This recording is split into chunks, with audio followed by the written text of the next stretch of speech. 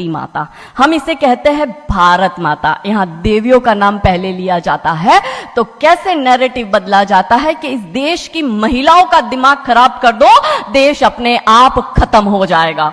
South Africa की एक बहुत बड़ी यूनिवर्सिटी में कहा गया था कि किसी भी देश को बर्बाद करने के लिए वहां पे बम, बारूद, गोला, असला दागने की, मिसाइल दागने की जरूरत है ही नहीं। आप उस देश की सामाजिक व्यवस्था, सांस्कृतिक व्यवस्था, शैक्षणिक व्यवस्था और पारिवारिक व्यवस्था को खत्म कर दो, वो देश अपने आप खत्म हो जाएगा। अब यही षड्यंत्र चल रहा है। कैसे चल रहा है? 3 स्टेज पे काम होता है। 25 वर्ष तक की बच्चियों को बिगाड़ने का काम बॉलीवुड अपने टीवी सीरियल के माध्यम से करता है। 25 से 35 वर्ष की शादीशुदा महिलाओं का जीवन और उनके परिवार को बर्बाद करने का काम एकता कपूर जैसी महिलाएं अपने टीवी सीरियल के माध्यम से करती है। और जो नौकरी करती हुई बहन बेटियां महिलाएं हैं, जो कि वर्किंग विमेन हैं, उनका दिमाग खराब करने का काम ये ओटीटी प्लेटफॉर्म्स अपने वेब सीरीज के माध्यम से करता है। कैसे करता है, मैं संक्षिप्त में एक एक उदाहरण देकर आपके समक्ष रखूंगी। और बहुत जरूरी है कि जब हम तो एक साधारण व्यक्ति है, हम संसारिक जीवन में रहते हैं, लेकिन यहां पर जो उपस्थित हमारे संतगण है, महंतगण है, इनके बहुत बड़ा फॉलोअर्स ग्रुप रहता है, बहुत से लोग आते हैं, बहुत सी महिलाएं आती है। ये बात वहां तक पहुंचे क्योंकि वो यहां पर उपस्थित नहीं है, पर हमें पता है कि वीडियो के माध्यम से हमारे संत श्री, हमारे महंत श्री हमारी ये वाणी जो है उन तक पहुंचाएंगे कि कैसे करते हैं। ये एक फिल्म बनाते हैं 25 वर्ष की तक की बच्चियों को कैसे बिगाड़ना है। हिंदुओं के परिवारों को बिगाड़ने के, तोड़ने के षड्यंत्र चल रहा है। और सिर्फ एक हिंदू को नहीं खराब करना है, उसके पूरे के पूरे कुटुंब को बर्बाद कर देना है। तो एक भारत की महिला 2 परिवार को जोड़ती है, मायका पक्ष और ससुराल पक्ष। और हम कहते हैं कि भारत की परिवार व्यवस्था जो है वो मानवता की सबसे बड़ी देन है। तो इसी व्यवस्था को खत्म कर दो। कैसे कर दो? तो ये एक फिल्म बनाते हैं अतरंगी रे।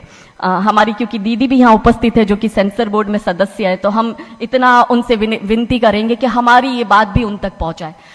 सिस्टमैटिकली ये फिल्मों में लड़की दिखाएंगे हिंदू की, लड़का दिखाएंगे मियां भाई का, और उसमें भी दिखाएंगे कि वो लड़का चाहे अनपढ़ हो, चाहे गवार हो, चाहे आतंकवादी हो, चाहे पंचर छाप हो, और वो हिंदू की लड़की चाहे कितनी पढ़ी लिखी हो, लेकिन उसका परिवार जो है वो रूढ़िवादी है, वो रिग्रेसिव है, और उसके सामने यदि वो घोड़ा भी चला रहा है, खच्चर टट्टू भी चला रहा है, तो वो बड़ा प्रोग्रेसिव है, वो बड़ा संस्कारी है।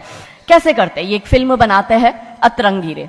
अतरंगी रे फिल्म में जो कि आज की युवा बच्चियों का लेटेस्ट क्रश है, सारा अली खान हीरोइन लेते हैं। हमारी युवा बच्ची इसको फॉलो करती है। उसमें यह दिखाते हैं कि सारा अली खान जो एक मुस्लिम लड़के के प्यार में पड़ जाती है और अपने परिवार से विरोध कर कर, उनसे लड़ झगड़ कर ट्रेन में बैठकर वो भाग जाती है। उसी ट्रेन में एक संवाद होता है उस पिक्चर के हीरो का और उसी हीरोइन का। दोनों अपनी अपनी लव स्टोरी शेयर करते हैं। तो हीरोइन पूछती है हीरो को कि तुम्हारी लव स्टोरी बताओ। तो वो कहता है कि कल मेरी शादी होने वाली है और लव स्टोरी तो मेरी लव स्टोरी है कि मैंने बचपन से जिस लड़की से प्यार किया, जिसके साथ पढ़ाई की, जिसके साथ मैं बढ़ा हुआ, उसी लड़की से, मेरी बचपन की मित्र जो मेरे समाज की है, जो मेरे गांव की है, उसके साथ ही मेरी शादी होने वाली है। तो वो हीरोइन कहती है अरे ये और कोई लव स्टोरी है, ये लव स्टोरी नहीं हो सकती। तो हीरो पूछता है तो फिर क्या हो सकती है लव स्टोरी? तो वो कहती है कि मैंने एक मुस्लिम लड़के से प्यार किया है, मैं ठाकुरों की लड़की हूं, पूरा समाज, पूरा घर, पूरा परिवार मेरे खिलाफ है और मैं उन सबको ठोकर मारकर, उनकी भावनाओं को ठोकर मारकर अभी ट्रेन में बैठकर भाग रही हूं उस लड़के से शादी करने के लिए। और वो हीरोइन वहां पे डायलॉग देती है कि लव स्टोरी तो मेरी लव स्टोरी है कि मैं ठाकुर की लड़की और वो कतई मियां भाई, और ये है असली लव स्टोरी। तब हमारी 13, 14, 15 साल की युवा बच्ची, जिसके शरीर में हार्मोन्स चेंज होते हैं, आकर्षण होता है विपरीत व्यक्ति के लिए, तब वो आकर्षण में ये सोचती है कि हिंदू होके हिंदू बॉयफ्रेंड नहीं रखना, हिंदू होके हिंदू से प्यार नहीं करना। आप इतिहास में छपेगी, आपकी लव स्टोरी तभी बनेगी जब आप किसी मियां भाई से प्यार करेगी और उससे शादी करेगी। तो कैसे सिस्टमैटिकली ये स्लो पॉइजन बॉलीवुड की फिल्मों के माध्यम से फ्रेजाइल माइंड में डाला जा रहा है। और आज देखो कि क्यों समाज में लव जिहाद के केस बन रहा है, और उसका सबसे बड़ा और मुख्य कारण बॉलीवुड है, क्योंकि इन बॉलीवुड वालों ने हमारी बेटियों को हादी रानी और रानी चिन्नमा रानी अब्बा का नहीं दिखाया। इन बॉलीवुड वालों ने हमारी बेटियों को करीना खान दिखाया है ताकि वो अपनी कोख से तैमूर और जहांगीर पैदा करे। ये बॉलीवुड वाले लव स्टोरी पर फिल्म बनानी है तो ये हादी रानी और राजा रावत सिंह चुड़ावत पर क्यों नहीं बनाते? मैं आपको उनकी कथा शॉर्ट में करती हूं कि राजा रावत का शादी जो होता है वो हदी रानी से होता है, मेवाड़ के राजा है, और औरंगजेब की सेना आक्रमण करने आती है। और जब औरंगजेब की सेना आती है तो राजा रावत सिंह का 2 दिन पहले ही विवाह हुआ होता है हादी रानी से। तो राजा जी की इच्छा नहीं होती कि मैं युद्ध लड़ने जाऊं, तो हादी रानी बड़े क्रोधित होते हैं। वो कहते तुम मेरी चिंता छोड़ो, तुम अभी इस मातृभूमि की रक्षा के लिए, इस धर्म की रक्षा के लिए आप युद्ध भूमि में जाओ और आप मेरी चिंता मत करना। यदि आप बलिदान भी हो जाओगे तो मैं प्राउडली अपने आप को आपकी विधवा कहूंगी। तब राजा रावत युद्ध लड़ने जाते हैं।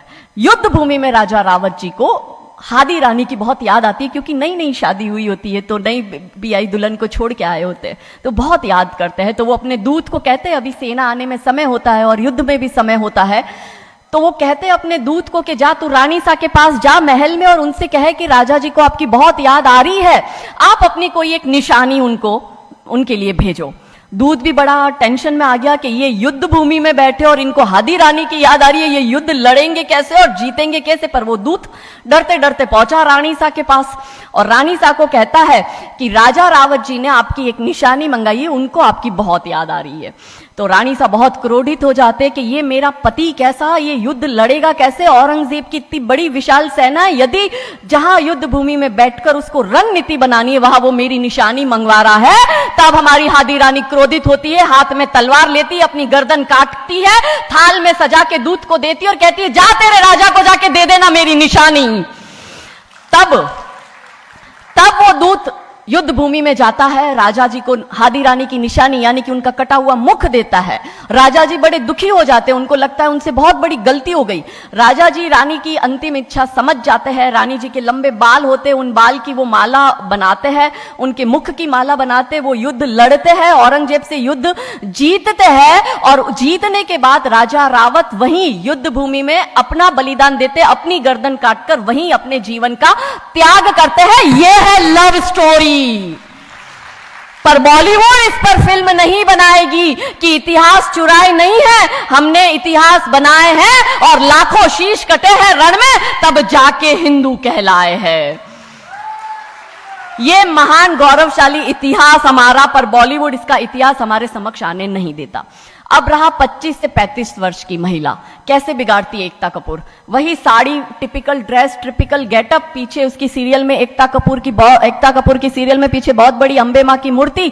दिखाएंगे कैसे हिंदू महिला को, क्योंकि परिवार खत्म करना है हिंदुओं का। तो वो एक से प्यार करेगी, शादी दूसरे से करेगी, जीवन में तीसरा पुरुष आएगा, फिर दूसरा मर जाएगा, फिर उसको चौथा पसंद आने लगेगा, फिर जो मर गया वो जिंदा हो जाएगा, फिर कंफ्यूज हो जाएगी किसके साथ जाऊं, दूसरे के साथ कि चौथे के साथ। क्या हमारी भारतीय महिलाएं, क्या हमारी हिंदू महिलाएं, सबसे बड़ा प्रश्न यह है कि क्या हम 4-4 पुरुषों के साथ अफेयर करते हैं?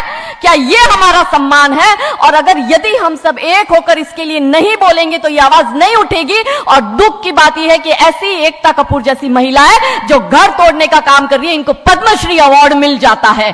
कैसे मिलता है? भारत सरकार से इस भूमि पर खड़े होकर मैं निवेदन करती हूं कि आप ऐसी महिलाओं के पद्मश्री वापस लो, क्योंकि ये महिलाएं हिंदू परिवारों के मकान, घर तोड़ने का काम कर रही है। और तीसरा और अंतिम, नौकरी करने वाली बहनों का दिमाग कैसे खराब करना है। तो ओटीटी प्लेटफॉर्म के माध्यम से ये दिखाएंगे कि यदि आप नौकरी कर रही है तो आपके सास ससुर आपके पैर की जूती, आपका पति आपके पैर की जूती। बच्चा पैदा करने के लिए आपको किसी से शादी करने की जरूरत नहीं है, आपको ससुराल व्यवस्था में रहने की जरूरत नहीं है, और आप है फेमिनिस्ट। और स्त्रीवाद का झंडा दिखाकर हमारी बहन बेटियों को एक हाथ में शराब का ग्लास, दूसरे हाथ से सिगरेट फूको, अंग्रेजी में गालियां बको और आप अपने आप को फेमिनिस्ट कहो। क्या यह फेमिनिज्म है भारत की धरती का? ये कभी नहीं हो सकता। रानी चिन्नमा, रानी अब्ब का फेमिनिज्म का उदाहरण है, और दूर जाने की जरूरत नहीं है। हमारी परम पूजनीय दीदी मां साध्वी रितंबरा दीदी मां फेमिनिज्म का सबसे बड़ा उदाहरण हमारे समक्ष है। रानी नायका देवी, रानी लक्ष्मीबाई हमारे लिए फेमिनिज्म का सबसे बड़ा उदाहरण है। तो यहां उपस्थित सभी महानुभावों से हम यही विनती करते हैं कि फिल्म के माध्यम से ड्रग्स अश्लीलता और गाली गलौच, ये दिखाने के सिवाय कुछ नहीं होता। तो हम सब मिलकर एक साथ एक आवाज उठाए कि इन चीजों का बंद होना बहुत जरूरी है, क्योंकि आने वाली पीढ़ियों को बर्बाद करने का काम ये लोग अपने टीवी सीरियल और फिल्मों के माध्यम से कर रहे हैं। और क्योंकि शुरुआत भगवान राम जी के नाम से करी थी, तो अंत भी हम भगवान राम जी के नाम से करना चाहेंगे कि कौन है राम। राम जो है चेतना है, बिंदु है, बिंदु जिससे प्रस्फुटित है तेज, तेज जो कि इस समस्त सृष्टि की रचना की कल्पना का हेतु है, अनाम है, अनाम जो है पंक्ति में प्रथम, प्रथम है धर्म धैर्य का